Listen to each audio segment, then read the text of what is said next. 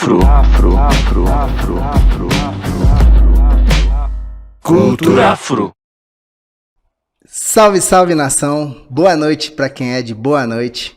Bom dia para quem é de bom dia. Chega junto no Cultura Afrocast e a gente pede licença para povoar a sua mente com arte, história, cultura e as belezas eternas de nossos antepassados. Muita força, Cris!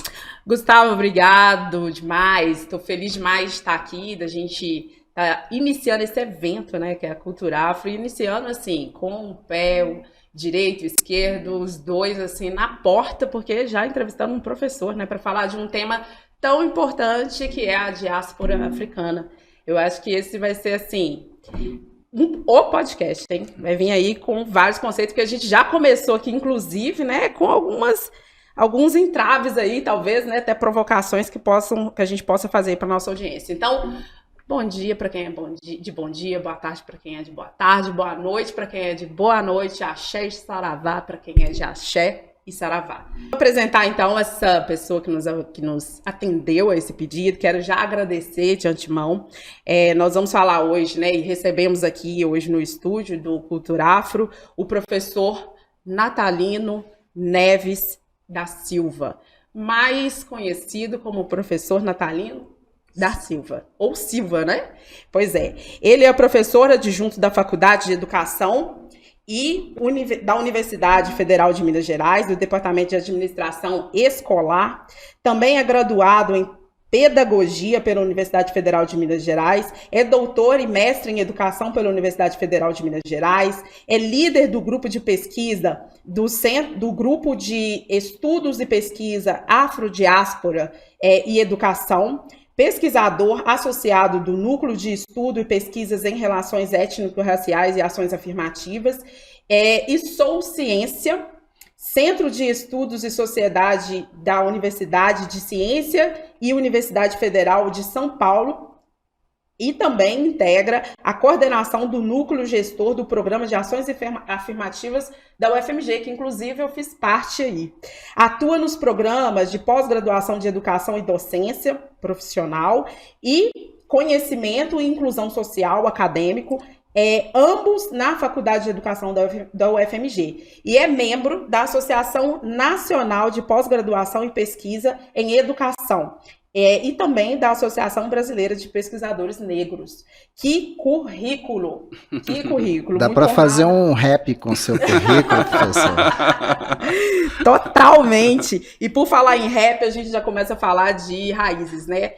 O Cultura Afro tem aí, inclusive, essa identidade visual que foi construída pela Cria Preta, e que nessa identidade visual, Gustavo e professor, eu acho que a gente já começa os episódios aqui do Cultura Afro já dando essa dimensão da história da Sankofa, né, que é olhar para o passado para poder ressignificar o presente e construir o futuro. E olhando para o passado, eu acho que mais interessante assim vai ser se a gente olhar para o seu passado, entender, né, como que o professor se torna professor, como Natalino se torna professor.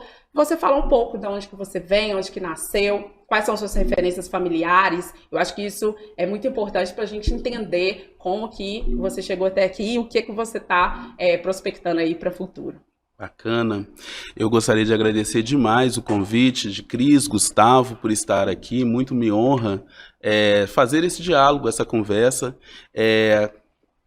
Também saudar cada uma das pessoas que ouvem a gente, que nos veem, que, né, emanam cada vez mais uma energia para a construção de uma sociedade antirracista. E me senti muito lisonjeado fazer essa conversa, sobretudo durante esse momento do mês, né, Novembro Negro, que a gente vem há muitos anos lutando para que essas discussões não aconteçam não somente nesse mês, mas que aconteça também nesse mês, porque ela fala de uma luta coletiva sempre. E fico feliz de saber que foi a Cria Preta que criou a marca, porque a Paulinha é uma pessoa também que eu estimo muito e criou a nossa também logomarca do GP Afro. Bom, de que lugar que eu falo? Eu falo, como acho que vários de nós falamos, né, de uma família popular, né, uma família que imaginava, saiu do êxito do rural ali na década de 50, chegou em Belo Horizonte, isso aqui tudo era mato. Meu pai e minha mãe vêm ali do interior, se encontram em Belo Horizonte e com essa trajetória popular imaginam criar uma família, né? E é bom lembrar isso porque eu trabalho muito nessa chave da memória e hoje muitas vezes são outros tempos, não estou dizendo nem melhor nem pior, mas os tempos que os meus pais chegaram há 50, 60 anos atrás em Belo Horizonte, era um tempo que a gente poderia pensar de escassez, né?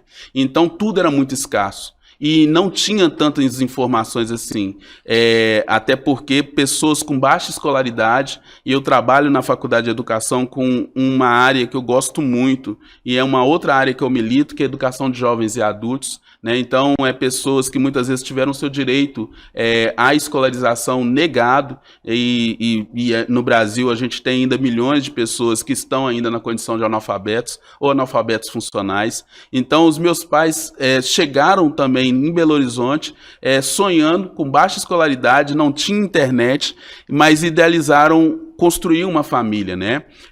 E aí ocuparam um determinado espaço ali, que geralmente sempre em Belo Horizonte é marginalizado, né? Porque pensamos que moramos numa capital que foi planejada na Avenida do Contorno, e quem ficava fora da Avenida do Contorno ficava à margem. Então isso também é importante a gente entender essas perspectivas, né? Que Lélia Gonzalez já vai falar, para a gente entender a dimensão das relações étnico-raciais, é importante a gente pensar o espaço, né?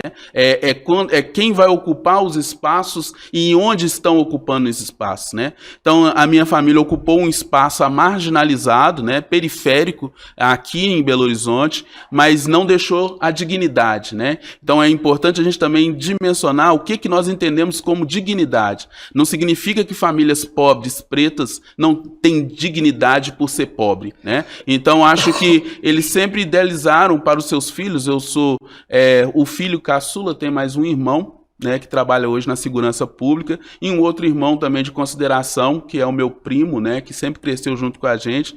Quando a sua mãe faleceu, os meus pais tomaram para si, foi criado como irmão. Então, uma família pequena, uma família, como tantas outras famílias, né, de casamento interraciais. Minha mãe é preta, retinta, e é a minha referência maior. É a minha referência de que, inclusive, onde eu aprendi, de fato, a trabalhar a minha masculinidade tóxica, né? Porque o meu pai, admiro demais, um homem branco, né? E que me ensinou e me ensina muito ainda, cada um está vivo ainda, o meu pai com 85, minha mãe com 83, mas o meu pai, foi o aprendizado que ele aprendeu, né, na vida. Ele brincava e falava assim comigo e com meu irmão e com meu primo, né? Prende as suas cabras que os meus cabritos estão soltos, né? E na hora que ele falava dessa masculinidade tóxica, minha mãe dizia: filha dos outros não é cachorro.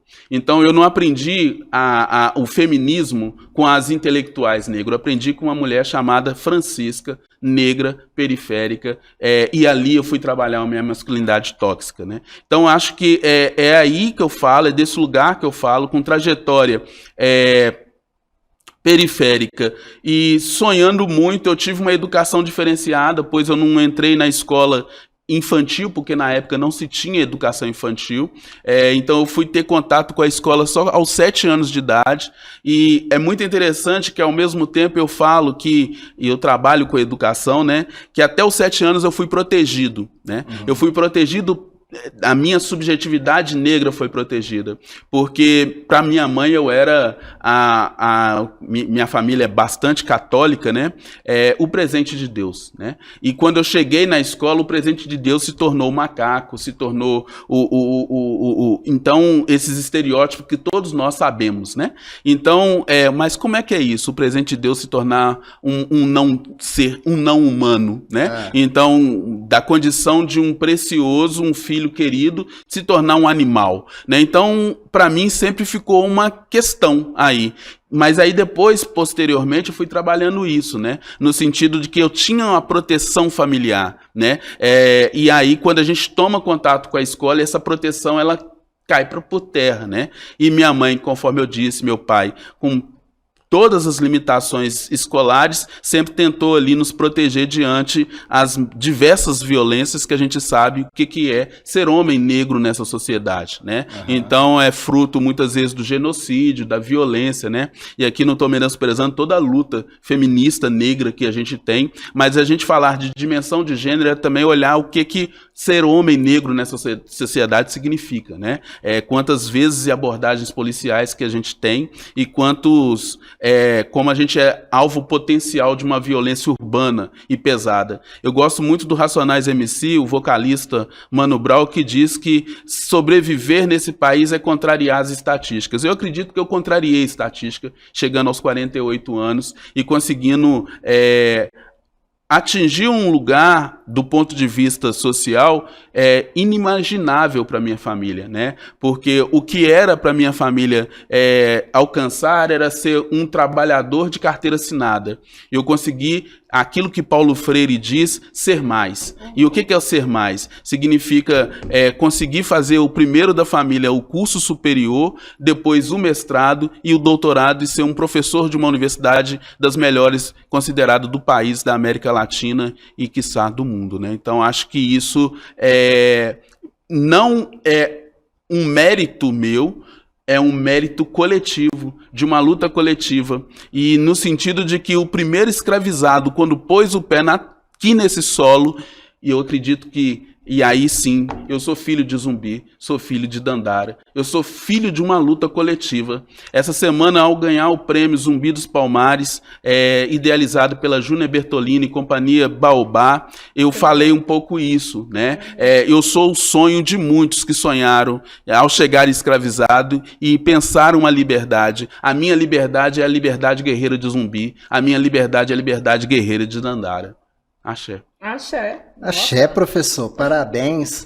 E assim, como eu me identifiquei com a sua história, acho que várias pessoas que irão nos ouvir também vão se identificar com isso, né? E é interessante, certamente. Eu queria até te fazer uma pergunta, depois a gente entra, né, na afrodiáspora, mas que eu acho interessante também.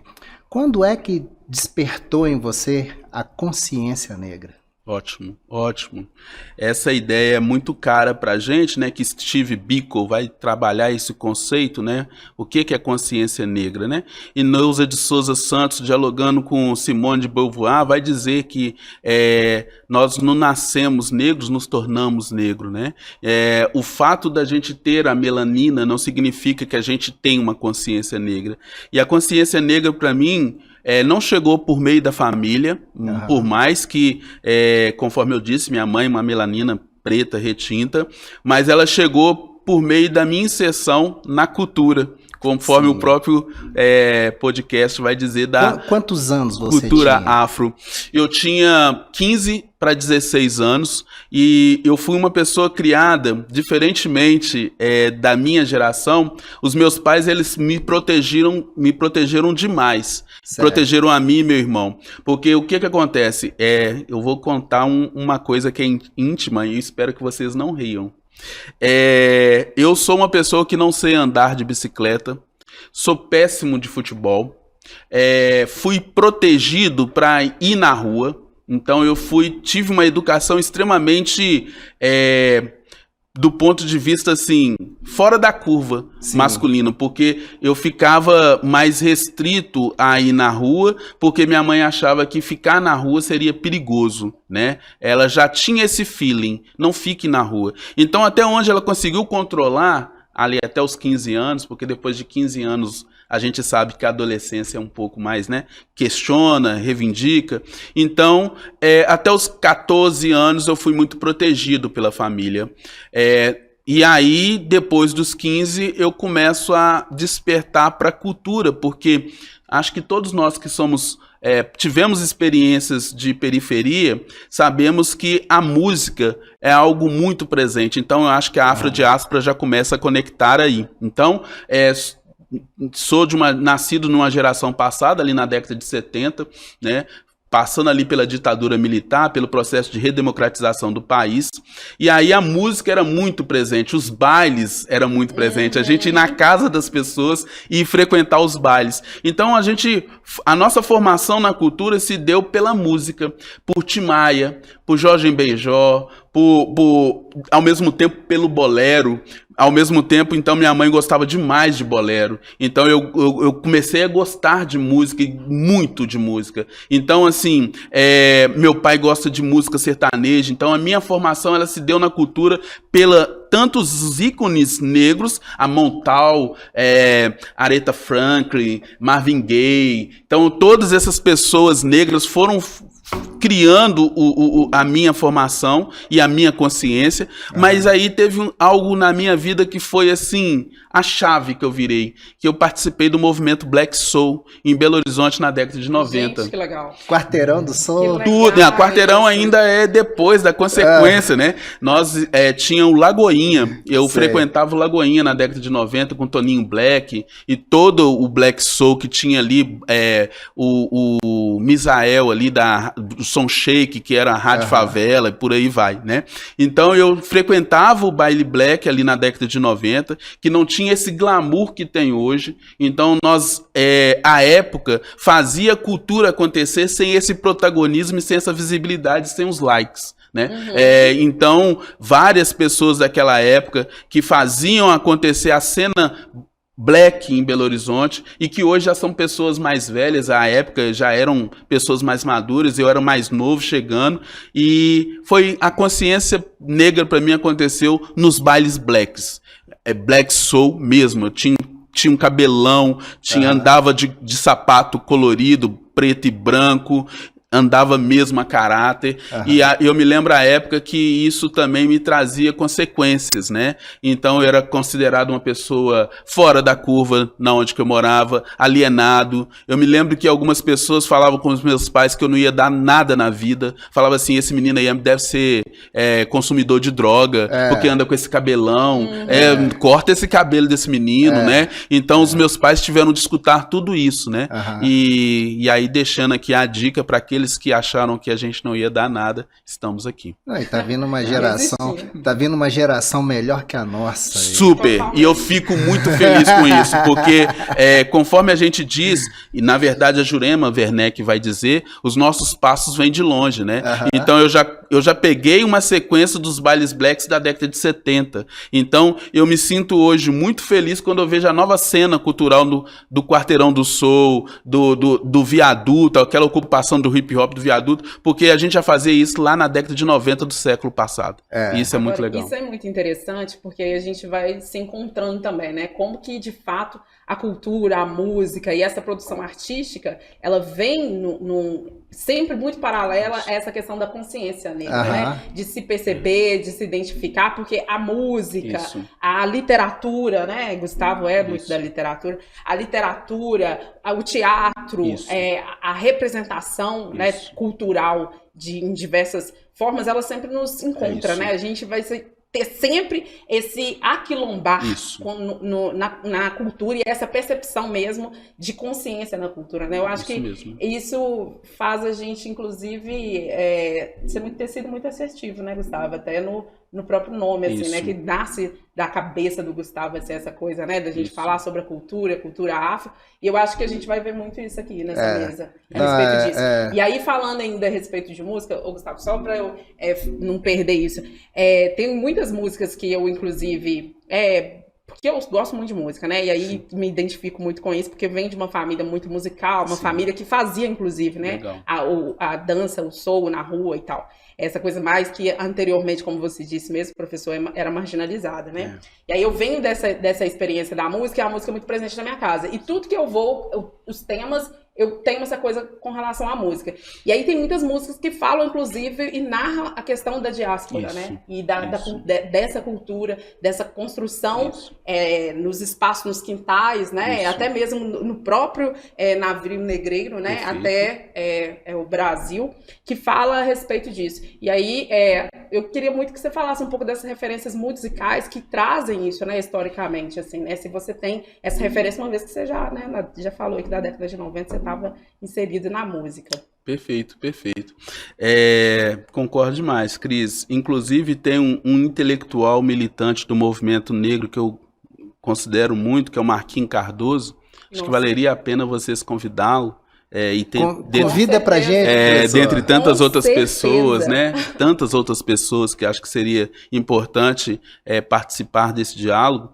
Mas por que eu estou falando do Marquinhos Cardoso? Porque ele tem um livro que para mim é seminal, que é Movimento Negro em Belo Horizonte, né?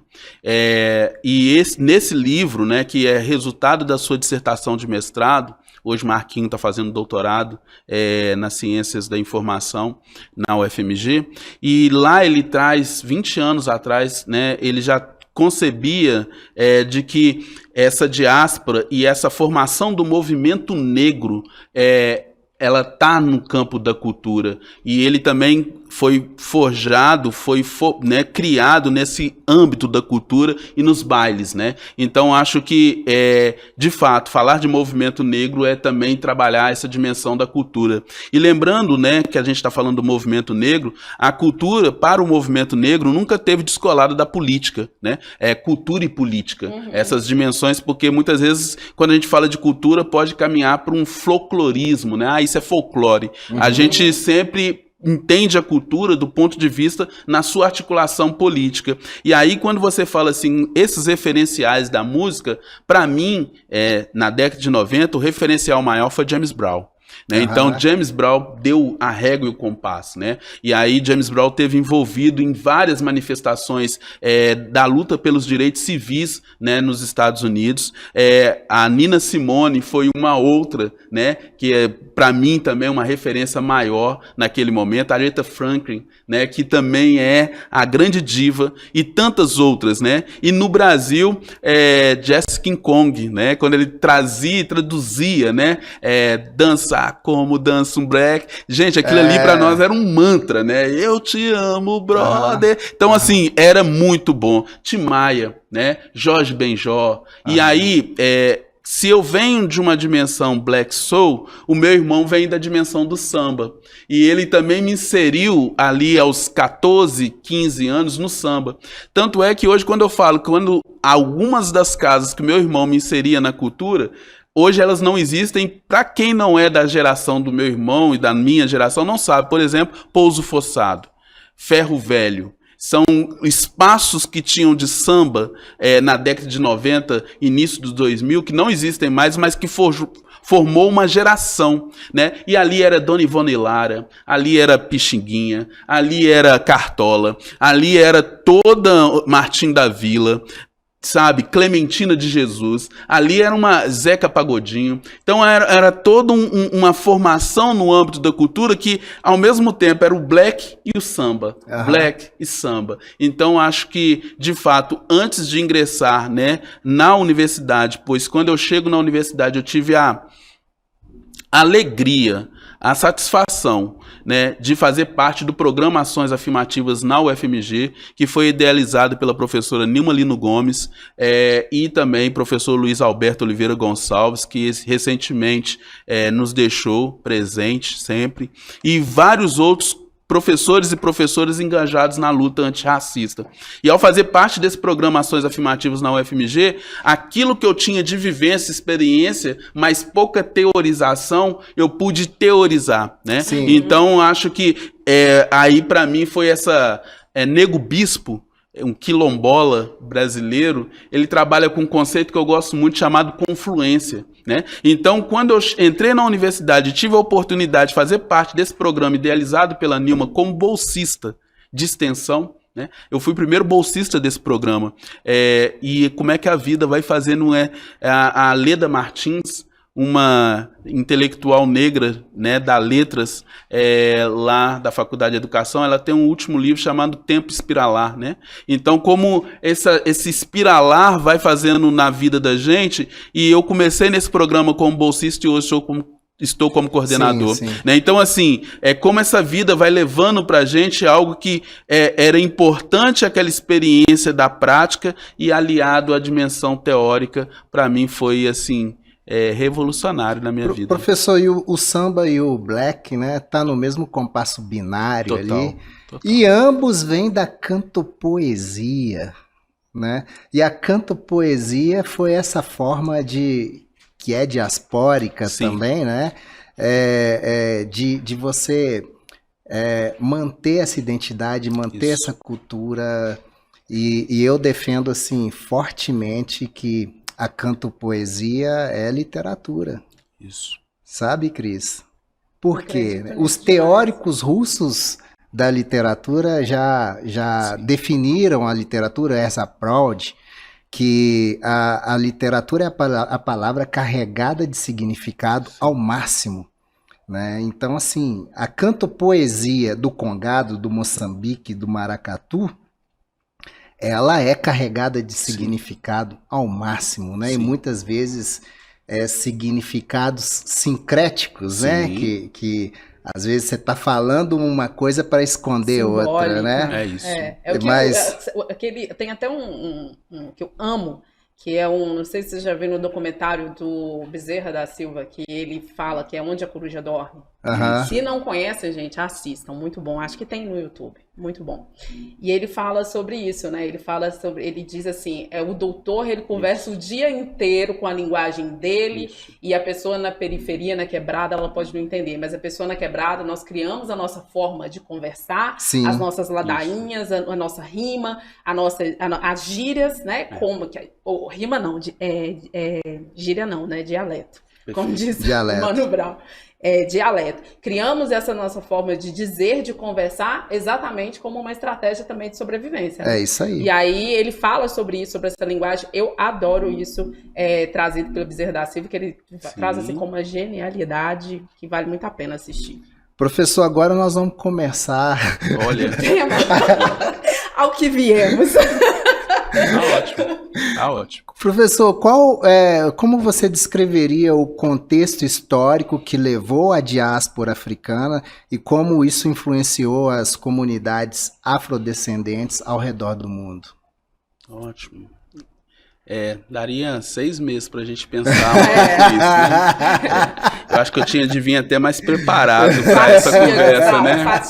Eu de vinha preparado para essa conversa. Mas ótima pergunta.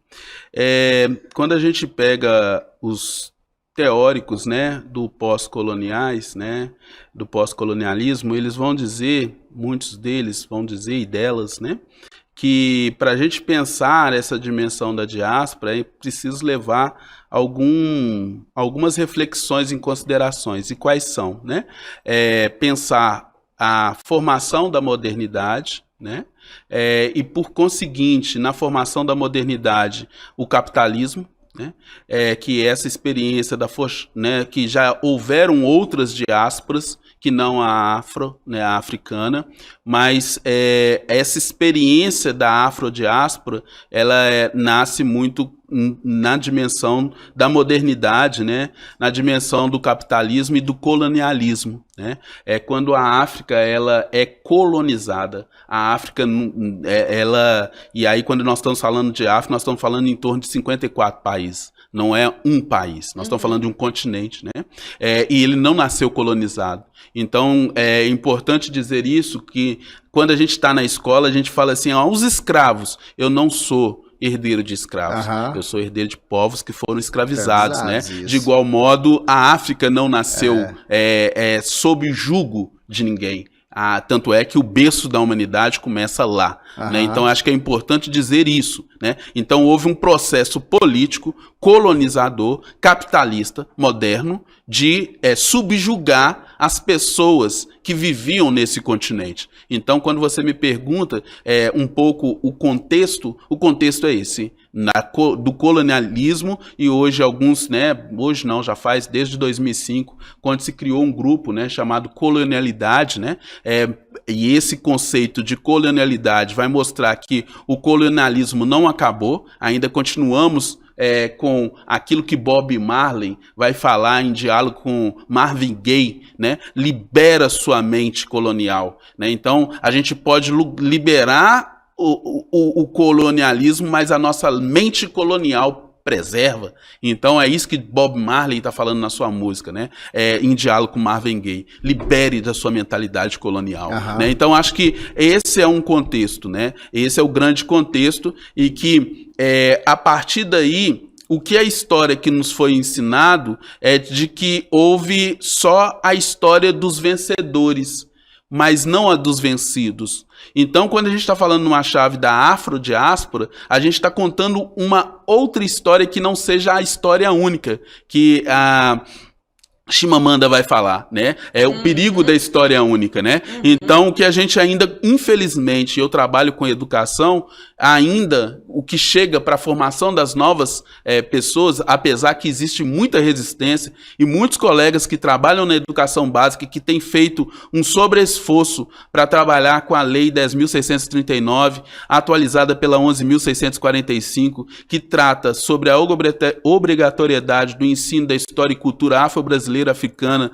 e indígena na educação básica, né? Há 20 anos nós temos esse marco regulatório, que é a Lei 10.639. Esse ano ela celebra seus 20 anos de resistência. Então, assim, instrumentos normativos, o movimento negro, intelectuais negros, uma luta antirracista orgânica já conseguiu colocar. Só que uma coisa é a gente conseguir colocar e pavimentar isso e outra coisa é uma ação prática. Que aí acho que recupera aquilo que você chamava atenção de uma consciência, né, histórica negra e uma consciência histórica humana, né? Porque nós estamos falando também dos direitos humanos, né? Então, dizer do racismo, e acho que essa palavra ela tem que vir com muita força, é dizer desse lugar que desumaniza as pessoas e desumaniza a experiência de pessoas. Então, quando eu estou na rua, como dizia minha mãe, eu aprendi com ela, meu filho, a gente não carrega estrela na testa. O que ela estava dizendo na sua grande sabedoria? Quando eu chego ali na rua, não é o professor doutor da UFMG que está ali. É um corpo de um homem negro que está ali, que vai ser abordado muitas vezes pela força do Estado, que pode ser alvo e que depois que acontecer tudo, eles perguntam qual que é a sua identidade mesmo. Então, a gente não carrega a nossa identidade nas costas numa sociedade racista. Então, na testa, né? Então, assim, quando você fala desse contexto, é preciso levar essas variáveis, essas condições históricas, né? Os sociólogos gostam muito de dizer isso, essa historicidade, né, do colonialismo, do capitalismo, dessa subjugação de um povo que, ao mesmo tempo que foi colonizado, mas não se deixou colonizar. Sim. Acho que eu cada vez mais, quando estudo isso, eu olho sempre pelo lugar da resistência. Aí as pessoas falam comigo, mas a gente vai ter de ficar resistindo todo o tempo, então a gente pode falar de coexistência. Né? A gente pode lutar por coexistir com a nossa diversidade, a gente pode lutar por coexistir com a nossa corporeidade, com a nossa religiosidade, com toda a nossa criatividade, com toda a nossa criação que a gente deu para a humanidade. A gente está falando da cultura, a gente está falando das produções artísticas culturais, como o nosso povo negro, e aqui eu estou trabalhando com um conceito elaborado por Guerreiro Ramos, e ao falar de povo negro, né, nós estamos situando na diáspora que povo é esse, né? Então, como o povo negro contribuiu para a história da humanidade nos seus diferentes campos, não só da cultura, da educação, da tecnologia, da ancestralidade. Inclusive, quando Ailton Krenak vai falar de ideias para adiar o fim do mundo, Nego Bispo vai dizer, nós resistimos o colonialismo. E se algum povo tem algo, e os povos indígenas também resistiram ao colonialismo, e se algum povo tem a expertise para dizer como resistir ao fim do mundo, essa inteligência está no povo negro e no povo indígena. Concordo plenamente, professor. Podia ter aqueles efeitos de bater palma aqui no nosso programa, né? Que a gente já soltava. Aí, a gente tem uma plateia, a gente espera de vocês aí essa manifestação. A toda grande ideia trazida aqui. Ô, Gustavo, eu acho que é interessante, né? Isso que o professor fala, né? Dessa composição né, que ele traz, inclusive, nesse reconhecimento dos povos originários, né, desse território também.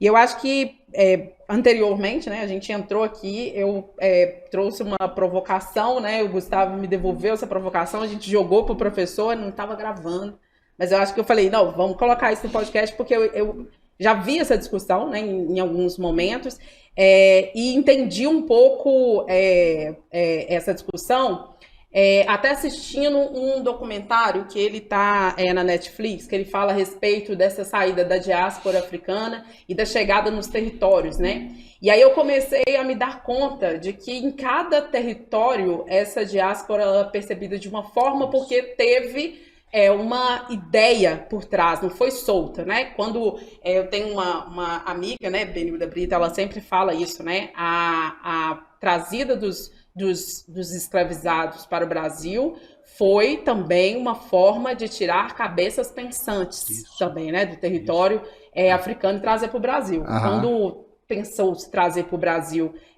os africanos pensaram aqueles que sabiam lidar com mineração, né, que soubessem, que sabiam lidar mesmo com essa coisa mesmo das escavações, enfim, né. E aí, nesse documentário, o apresentador, ele mostra da saída daqueles que sabiam sobre a agricultura, e uma agricultura muito específica que é do arroz. Então, cada território, né, no mundo foi tendo esse processo mesmo, dessa saída, pensando também na chegada. Isso. Então, eu quero entender um pouco também com relação a isso. Quando a gente fala diáspora, né, e aí o Gustavo, ele frisa muito isso, né, a diáspora é a saída. Eu compreendo que essa saída também, ela tem a perspectiva da chegada, né, para onde que eu estou indo? Eu estou indo para mineração, eu estou indo para agricultura, então essa finalidade também vai determinar isso, né? E aí eu queria entender isso, né? Quando a gente fala de diáspora, eu posso dizer a diáspora africana na perspectiva brasileira? Boa. Outra questão também que eu teria nós poderíamos debruçar mais 6 meses. Mais um livro, né, professor? É complexo, né? A gente pensar um povo é complexo, né? Pensar essa transição sim. E quando você faz essa pergunta, Cris, eu penso assim, que quando a gente está falando de afrodiáspora, né, a gente está marcando isso que você está chamando a atenção. Ou seja, nós estamos falando de uma experiência territorial onde ela se localiza. Então, quando você fala brasileira, sim, perfeitamente, porque no caso, essa afrodiáspora significa a peculiaridade territorial onde ela vai se efetivar. Talvez o problemático seria falar diáspora brasileira. Tá. Mas quando a gente fala de afrodiáspora, o que a gente está percebendo é onde cada contexto ela vai se dar, os agenciamentos que vão ser realizados. Então, por exemplo, pensar a afrodiáspora brasileira é diferentemente de pensar a afrodiáspora colombiana. Tá. Né? Então, por exemplo, eu tenho agora um trabalho que eu estou orientando de doutorado, e a doutoranda está fazendo justamente, a gente não gosta de chamar de análise comparada. A gente utiliza a afrodiáspora como uma categoria analítica. Tá. E aí, a partir de utilizar essa afrodiáspora enquanto uma categoria analítica, a gente vai perceber as proximidades e que existem, né? Ou seja, quem é da música fala assim, esse tambor tem uma peculiaridade aqui tocada, mas me remete a um tambor do Caribe, me remete a um tambor com uma peculiaridade, um DNA negra, africana, né? Então, essas peculiaridades têm proximidades, mas tem singularidades, né? A santeria, por mais que tenha proximidade com o nosso axé, né?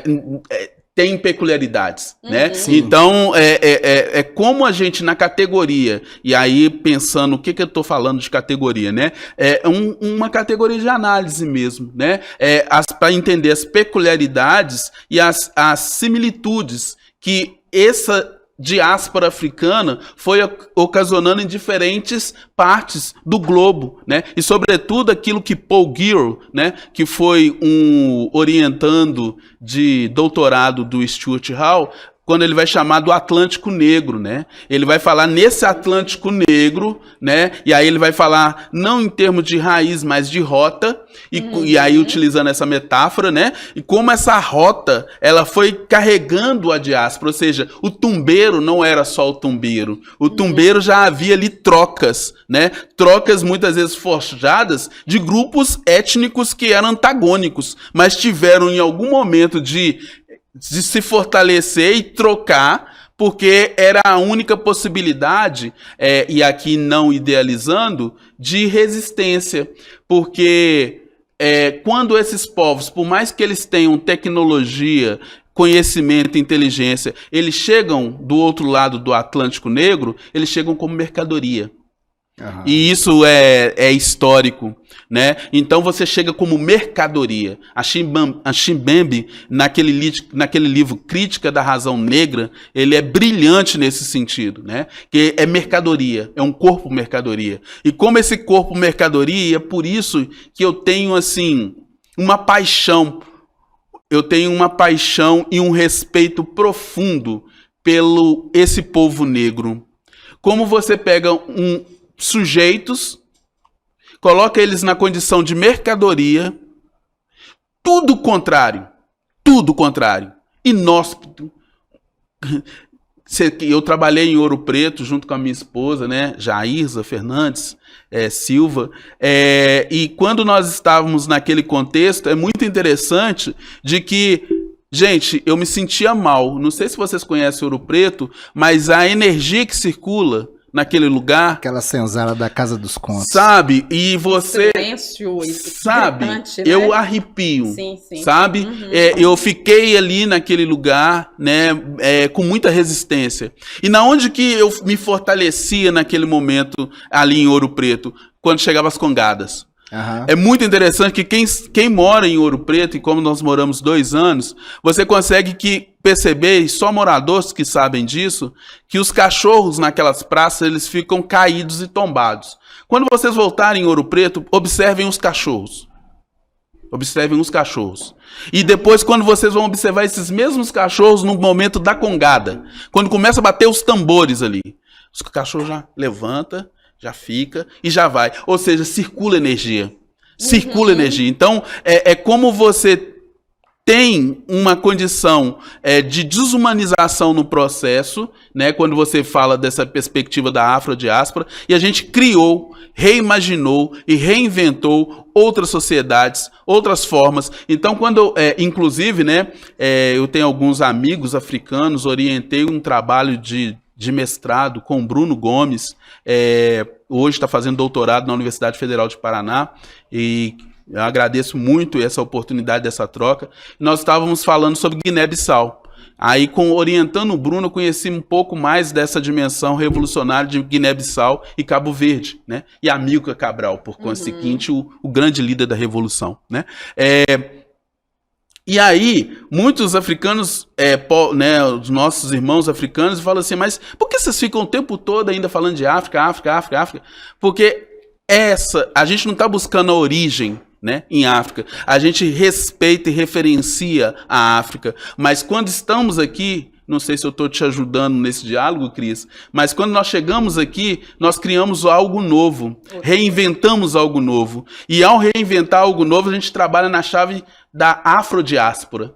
E aí essa afrodiáspora significa que criamos, imaginamos e concebemos, e não somente aqui no Brasil, mas em todo esse Atlântico Negro. Mas a África é sempre esse lugar de referência para a gente. Né? Então, é disso que nós estamos falando. Né? Agora você ficou satisfeita, Cris? Ainda não. Eu quero mais. Eu quero mais dessa aula. Não, eu digo... Aula, mas isso... Eu digo do conceito afrodiáspora. O conceito, sim. Brasileira. Como você queria. Mas eu tô satisfeita, mas eu ainda não tô satisfeita não, porque eu quero mais essa aula, porque isso é muito bom aí que ele tá falando, tô amando. Essa coisa do Atlântico Negro, isso é muito interessante, né? E é interessante essa questão dessa construção que o território, né, vem fazendo. Eu acredito que acho que foi mesmo Stuart que fala a respeito que a cultura é uma revolução permanente, né? Sim. Então a gente está em permanente construção. E o que é muito interessante na perspectiva mesmo brasileira é que acontece a história da sankofa também, Perfeito. né? Porque a gente parece que está sempre voltando. Eu não sei se você tem essa percepção, a gente parece que está sempre voltando. A gente avança, né? Quando você estava aí fazendo uma retrospectiva, inclusive cultural, né? Da década de 70, 80, 90. E a sensação que eu tenho é que a gente está sempre voltando novamente para caminhar também, né?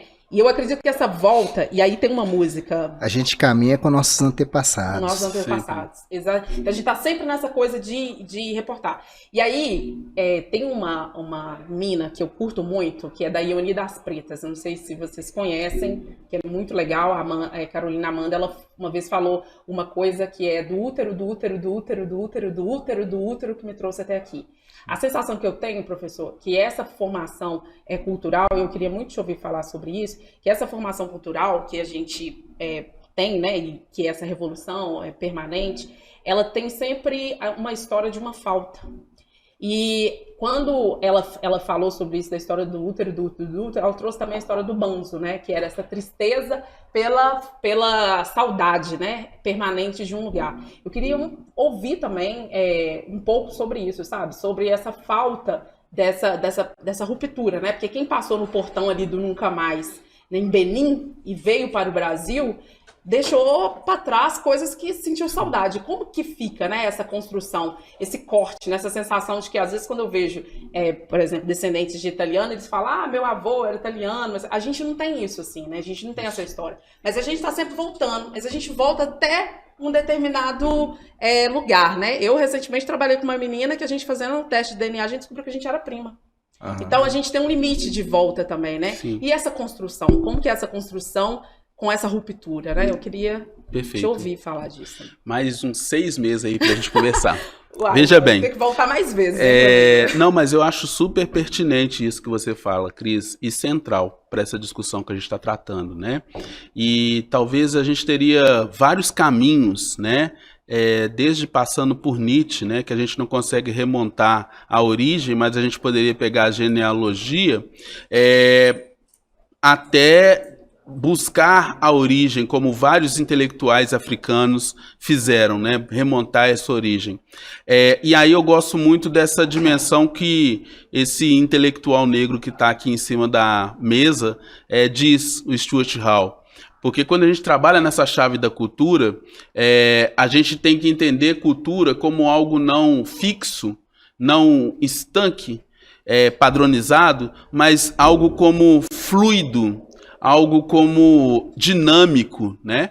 E aí quando a gente pega, e aí eu estou estabelecendo aqui, sendo muito, né, uma referência, né? Porque é legal a gente também dizer com quais referências que a gente está dialogando. Sim. Eu estou dialogando, tentando construir essa reflexão que você me provoca, Cris, a partir do Stuart Hall, né? Poderíamos pegar outros referenciais, com certeza. Mas pegando as lições que o Stuart Hall nos ajuda a compreender e interpretando a cultura como algo não fixo, mas algo fluido, algo que é mutável o tempo todo, acho que isso nos ajuda a pensar isso que você disse.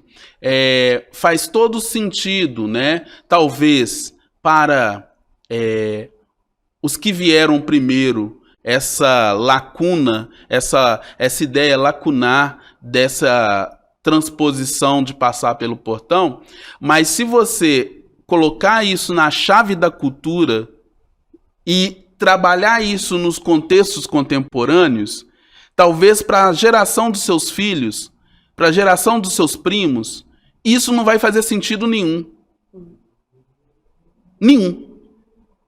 Mas faz o sentido para eles, utilizando Stuart Hall, ir para o cinema e ver Wakanda Forever. E ele vai conectar com o afrofuturismo o lugar de origem dele. E vai sair lá com a camisa Black Panthers. É isso que é interpretar Stuart Hall. Que a cultura ela não é estática. Talvez para aqueles que vieram ali no início, foi concordo com você, uma cisão, e eles tiveram de se constituir referência e dar a régua e o compasso para a gente. Ao construir congadas, ao construir irmandades de preto, ao construir várias agências negras que hoje nós reverenciamos e damos continuidade. Mas pensando na cultura como algo dinâmico, algo que cada vez mais está em movimento, e pensando um grande intelectual negro que acha que pensar em afrodiáspora, a gente não pode esquecer jamais de referenciar Milton Santos, Sim. o grande geógrafo brasileiro. Sim. E pensar então naquele por uma outra globalização, que o geógrafo Milton Santos vai dizer que cada vez mais nós estamos próximo de um mundo globalizado. Então, quando você me pergunta, mas e aí? Aí eu pergunto, mas você tá pensando em qual tempo e em que geração? Porque se pensar numa geração pós-afrofuturismo, eles vão conectar com essa produção cultural, inclusive, que vai se dar no grandes streams. Né? Então, quando a gente voltar, né, às suas reflexões, você o tempo todo se reporta ao Netflix, ao Instagram, ao YouTube. Olha as suas referências. Olha as referências dessas novas gerações. Sim. Que se você pegar, por exemplo, os que vieram antes, os quais eu fui formado, por exemplo, Luiz Alberto, ele ia falar assim, não, nós vamos... Ele vai falar assim, não, nós vamos pegar os livros de Alain Touraine, nós vamos pegar, você tá entendendo? São referências, nós vamos pegar Abdias do Nascimento, nós vamos pegar Lélia, vamos ler Lélia. Se você pegar um movimento negro, então é como na chave de Stuart Hall, não sei se eu estou ajudando na sua reflexão, mas é como a gente também coloca essa cultura dinâmica e perceber que as novas gerações, por exemplo, se conecta com o que Emicida vai dizer no Amarelo. Você está entendendo? Então, eu penso que isso isso é para nós, essa inteligência do nosso povo negro, já há muito percebeu isso. E já há muito apropriou dessa... talvez a palavra apropriou, o conceito é inadequado, já muito reinventou e reimaginou essa construção cultural. Aí você poderia falar assim, Natal, me dá um exemplo. Poderia. Na cultura, Ileaê. O que é o bloco Ileaê? Na década de 70. Onde ele teve muitas vezes de ser... E aí, se você pegar jornais da época, o que o Ilê foi massacrado publicamente... Para que construir um bloco de negros? Para que construir um bloco? Isso é racismo. Isso falava as notícias da época. E o Ilê, ele utilizou, ele reinventou a cultura, trazendo a beleza negra, a deusa do ébano. Ele colocou a negritude em primeiro plano, dizendo que, sim, nós somos bonitos, nossos corpos são dignos de referência. Então, essa mutação, eu gosto muito quando... Muniz Sodré trabalha essa dimensão, né? Essa mutação cultural, ela já vem acontecendo desde que o primeiro africano colocou o pé nesse país. E é por isso que eu gosto muito de dizer da afrodiáspora. Nós fomos reinventando a cultura. Então, falar de cultura nacional é falar de uma cultura negra. É falar de como nós reinventamos isso, construímos isso, dinamizamos isso. E hoje, em linguagens atuais, olha o afrofuturismo. Olha o Wakanda Forever. E todo mundo esperando quando vai sair o próximo. Quando vai sair o próximo? Eu quero... Wakanda! Professor, eu gostaria de voltar aqui numa questão que eu diria muito sensível, né, em relação à diáspora, à afrodiáspora e a formação da nossa cultura também, né? E aqui, gente, quem está nos assistindo, esse cara aqui é o Stuart Hall. Tá, que a gente tem citado ele aqui várias vezes, e quem está nos ouvindo, o livro se chama Da Diáspora, Identidades e Mediações Culturais, recomendadíssimo, né, professor, para entender essa formação.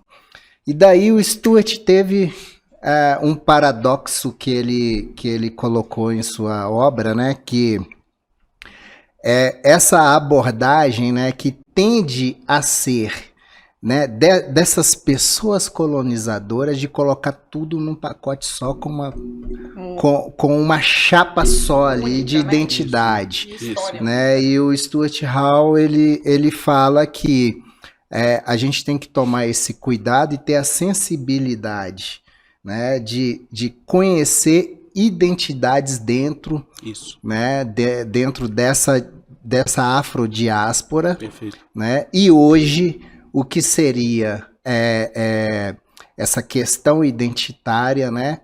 Porque para o sistema é interessante que o sistema coloque todo mundo no mesmo pacote, né? Isso. E há um paradoxo nisso, né? Porque às vezes você começa a lutar contra uma identidade que seja um pouco diferente da sua. E é normal, né?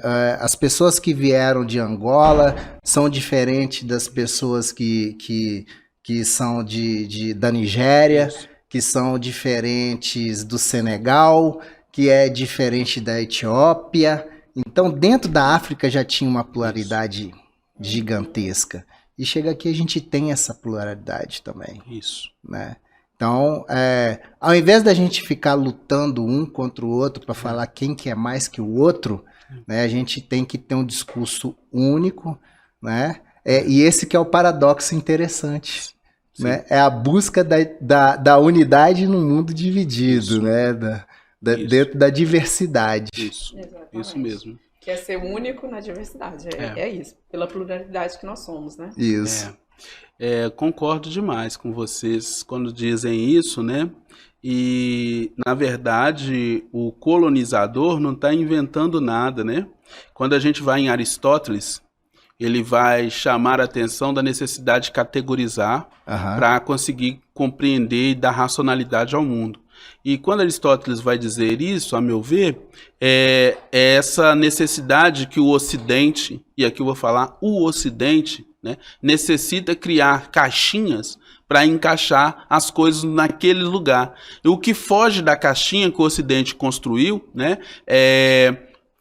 ele não sabe lidar bem ou estigmatiza, porque aí é tratado como o diferente, né? Então, e aí vamos trabalhar isso em termos concretos, né? Nós, no Brasil, dentro, novamente, né, de uma leitura global, e aí eu estou dialogando agora novamente com Milton Santos, fomos considerados em subdesenvolvidos. Então, teve o primeiro mundo. Quem eram os considerados primeiro mundo? Europa, Estados Unidos, e nós subdesenvolvidos.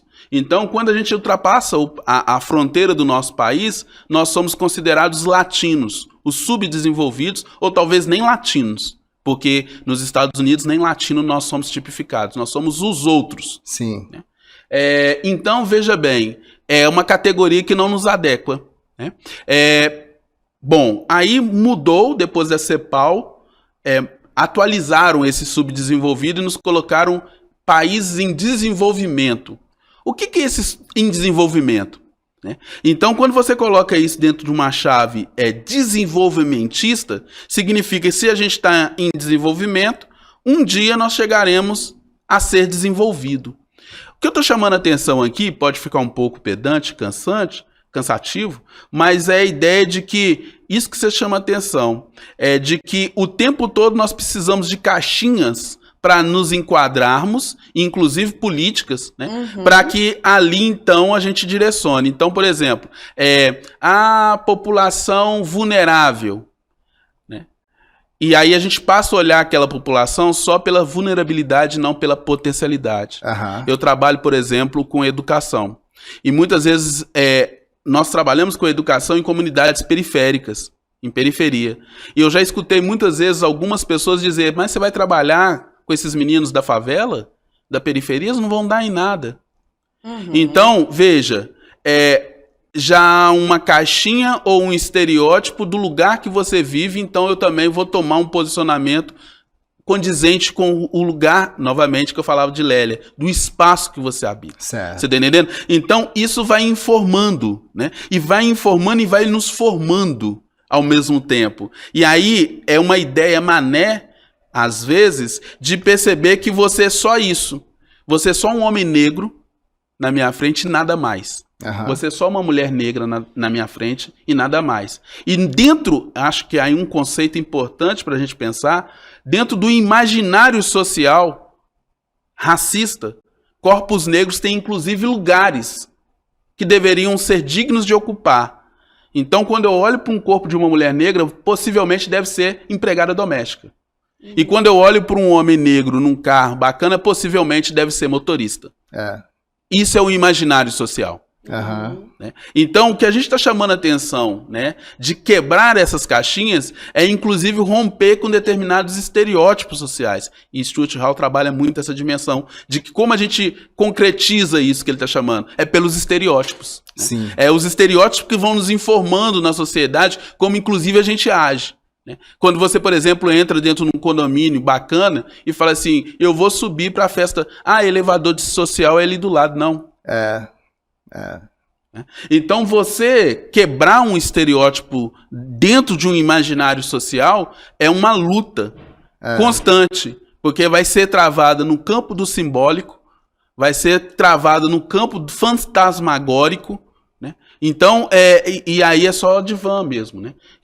Para resolver essas questões. Então, e olha lá. Então, acho que assim, existem muitas camadas. Eu gosto de trabalhar que quando a gente fala de uma dimensão das relações étnico-raciais, para mim, da dimensão da afrodiáspora, exige a gente estudar. Primeiro momento, estudar. Estudar porque já existe uma produção que, inclusive, muitos dos nossos já pavimentaram isso. Estudar, como dizia Muniz Sodré, não passa só pela racionalidade, também passa pelo afeto. Né? Então, estudar não garante que a gente vai ter um outro tipo de posicionamento. Então, a gente tem que construir outros afetos para circular na sociedade. E a gente constrói isso. A gente é muito interessante quando a gente passa pelo campus da UFMG, quando você vê um outro irmão e irmã, você já dá um sorriso. Você nem conhece. Nem conhece. Aí você fala, e aí, brother? Justamente, sabe? Você nem As conhece. mulheres, a gente olha uma pra outra e fala, nossa, tá bonita. Não é? Então já tem um código, né? Né? A gente tem isso. É muito interessante que quando eu vivi um tempo fora do Brasil, eu tive uma experiência de morar nos Estados Unidos um tempo. E era muito interessante que eu ficava muito próximo da comunidade africana e sem conhecer aqueles colegas, quando eu olhava para eles eu ria. E eles riam também.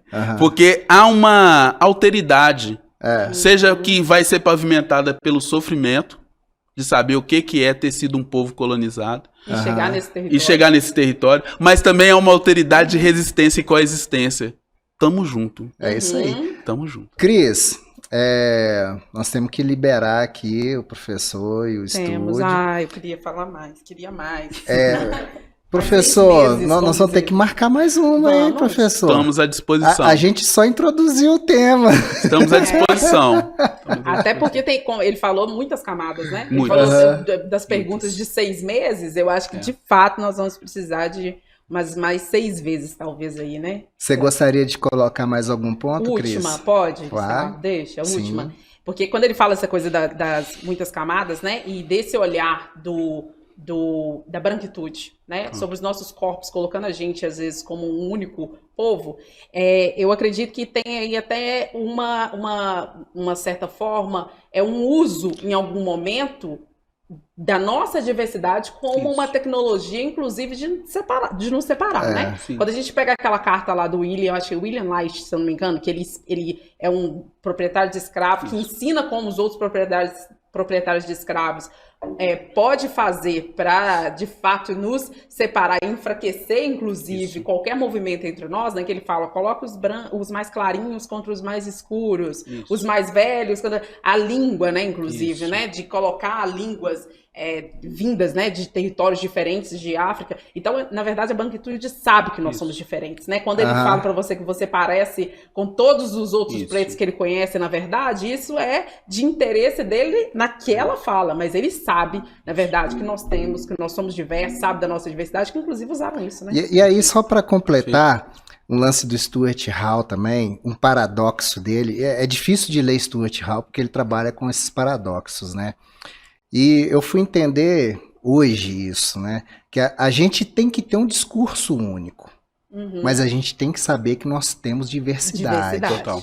Mas o discurso nosso tem que ser único, porque isso vai dar força para esse discurso e para a gente conseguir o que a gente pleiteia. Né? É isso mesmo. É por aí, professor? A bandeira é uma, né? Sim. Tem um estudioso já falecido chamado Pierre Bourdieu. Né? E ele vai dizer quem tem o poder de nomear as coisas, as pessoas, né? Esse poder simbólico. Né? Então, quem detém o poder de nomear, cria coisas, cria imaginários. Né? Então, por exemplo, quando eu era criança, eu estudei que existia o Dia do Índio. Sim. Posteriormente, eu fui tomar conhecimento, né? A gente vai amadurecendo, lendo, que o índio é uma simplificação que o colonizador reduziu a diferentes etnias. Guaranis, Sim. Machacalis, Chacriabás, Pataxós, né? E tantas outras. De igual modo, o negro. O que é o negro? Inclusive tem um artigo dele dizendo isso. Quem é o negro? Então, é você reduzir a diversidade a uma só categoria colonizadora. Sim. Né? Então, quando a gente, por exemplo, eu gosto muito de dialogar com o pessoal da performance, do teatro negro, e a cena negra belo-horizontina está extremamente potente, né? Segunda Preta, potente. Né? E aí você vai começando a perceber a mudança, né? Você não precisa falar quem eu sou, eu vou te dizer quem eu sou. Então, o teatro, a cena teatral negra em Belo Horizonte vai dizer, hoje o meu corpo, a minha corporeidade negra no mundo é assim, amanhã já é outra. Né? Então, por isso que eu falava, para a gente trabalhar com essas reflexões no tempo contemporâneo. Porque muitas vezes a gente também quer pegar exemplos que já não estão condizentes com os tempos atuais. Certo. Sabe? E o que é esse tempo atual? É o que o diagnóstico de Stuart Hall, a meu ver, faz brilhantemente. É fluido, não é fixo, é dinâmico. Então, tem um intelectual das letras, da literatura americana chamado James Baldwin, né? Que ele tem uma sacada muito interessante. Eu não sou seu negro. Eu não sou seu negro. Então, muitas vezes você pode estar ali na rua, negão. Não, eu não sou seu negro. Ah, mas ele te chama de negão. Não, mas aí... Você tá entendendo? É quem eu vou, né, liberar e afetivamente, né, não racista. Você tá entendendo? Então, acho que isso ajuda a gente a pensar. E pensar numa complexidade. Acho que é uma palavra importante, né? Porque a gente simplifica demais. Simplifica demais as relações raciais nessa sociedade. Então, ela é de uma complexidade que não é para amador. Muitas vezes a gente tenta pegar, ela solta. Ela tenta pegar, ela solta. Sim. Ou seja, é como o sujeito e a sujeita está pavimentando a construção da sua identidade étnico na perspectiva afrodiaspórica. As palmas, as palmas. Obrigado, gente. É isso. Axé. Axé, professor. Eu quero abrir e fechar esse podcast sempre dando ao convidado a oportunidade de dizer sobre si, né? A gente começou perguntando quem era, né? Sim. Natalina. E aí tem um vídeo, inclusive, de Catiúcia Ribeiro, que ela dá uma aula para o GNT, ela faz uma série de aulas para o GNT, que está, inclusive, no YouTube também, e ela fala ela cita a Carenga, ela fala de 3 perguntas que ele faz, que eu acho que são 3 perguntas que eu acho que poderiam estar sempre no fechamento do Cultura Afro. A gente começou falando quem é você, é a primeira pergunta. Realmente você é quem você é? Eu acho que essa é ao longo da nossa vida, né? É a pergunta que a gente vai sempre se fazer. Eu realmente sou quem sou? E a última pergunta, que eu acho que essa pergunta é uma pergunta que eu gostaria sempre que toda pessoa preta refletisse sobre ela, né?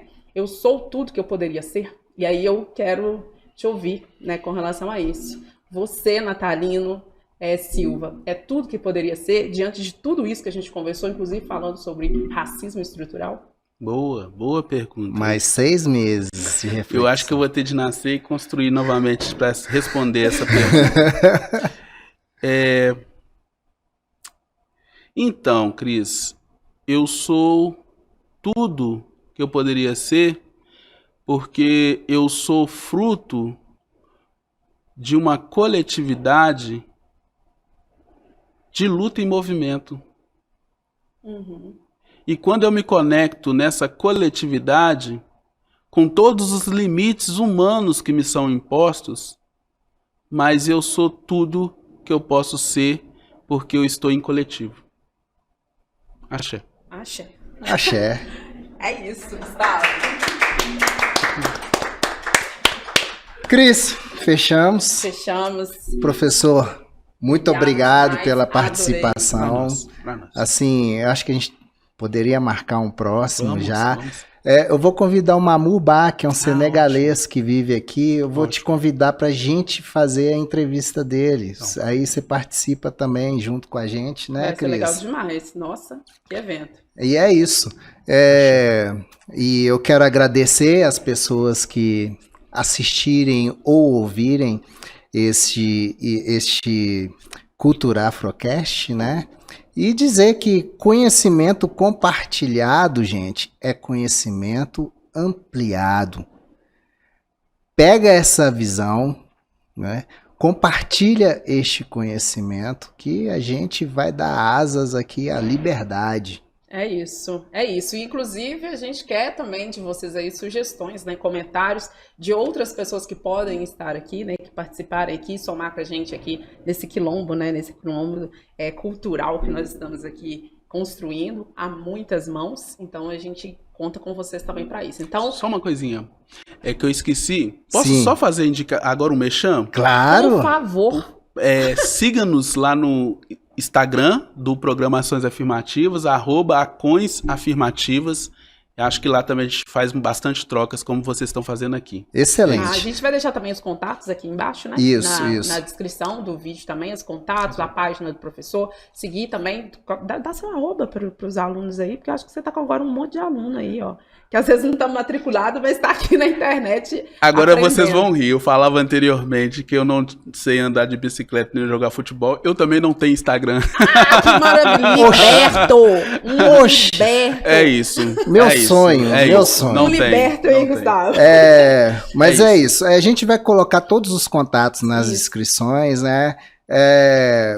Não se esqueça de se inscrever agora também no canal Isso. Cultura Afro. Curtir. Os podcasts vão chegar aqui. A gente vai fazer também uma série de reportagens legais que a gente vai publicar tudo no canal. E as redes sociais também do canal Cultura Afro, tá, gente? O Cultura Afrocast é um produto do canal Cultura Afro. Valeu, professor. Valeu, Cris. Não revela meu nome, Gustavo. Valeu, galera. Muito axé. Gente, até mais. Axé, obrigada. Obrigada, professor. Valeu, professor.